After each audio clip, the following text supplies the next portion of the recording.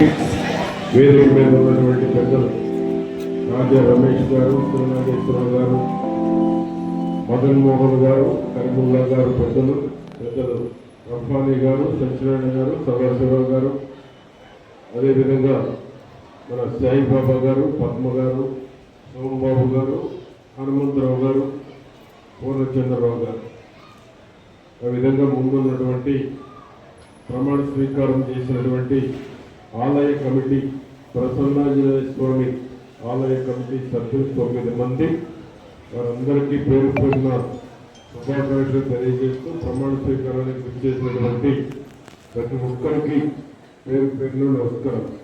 ఒక మంచి కార్యక్రమం, దేవుని కార్యక్రమం, ఒక మంచి నమ్మకం ఉన్నటువంటి ప్రసన్నాంజనేయ స్వామి దేవాలయం.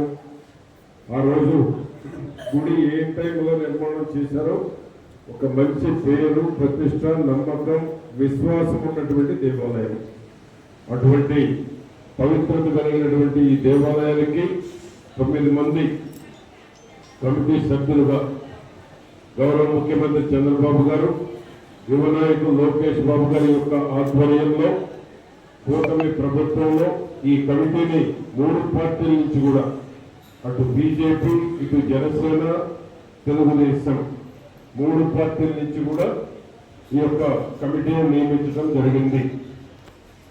గుంటు కోటేశ్వరరావు గారు చైర్మన్ గా, వర్చూరి వెంకటేశ్వర్లు ధర్మకర్తలుగా, అనిల్ గారు, మరియు శ్రీనివాసరావు గారు, మద్దురాల వెంకటేశ్వర్లు గారు, కాపూరి ముత్యాలమ్మ గారు, నొప్పిచర్ల జ్యోతి గారు, కుంభ అనూష గారు, కమ్మపల్లి వెంకట సుకన్య గారు, మురుగుపూడి సంతోష్ చరణ్ కుమార్ గారు, ఎక్స్ అఫీషియల్ మెంబర్ శ్రీమతి వెంకట సుకన్య గారు. ఆ విధంగా మీరందరినీ కమిటీ, ఆలయ కమిటీ సభ్యులుగా ఈ యొక్క ఆలయాన్ని ఇంకా ఏ విధంగా అభివృద్ధి చేయాలి, గౌరవ ముఖ్యమంత్రి గారు అయితే దేవాలయాలను కూడా బాగా అభివృద్ధి చేయాలి అనేటువంటి పట్టుదలలో ఉన్నారు.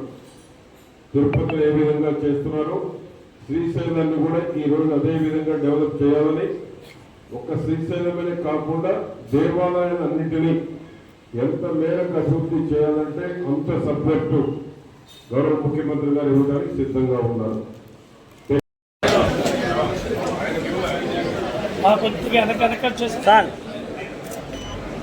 Okay sir.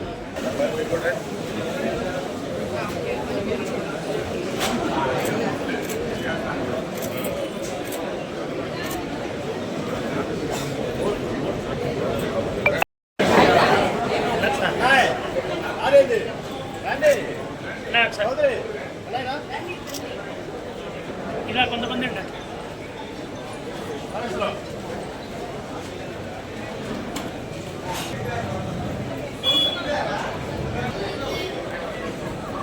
అలాగా వేయండి, ఇచ్చేయండి, అలా ఇవ్వండి, అలా పట్టుకోండి ఒకసారి సార్.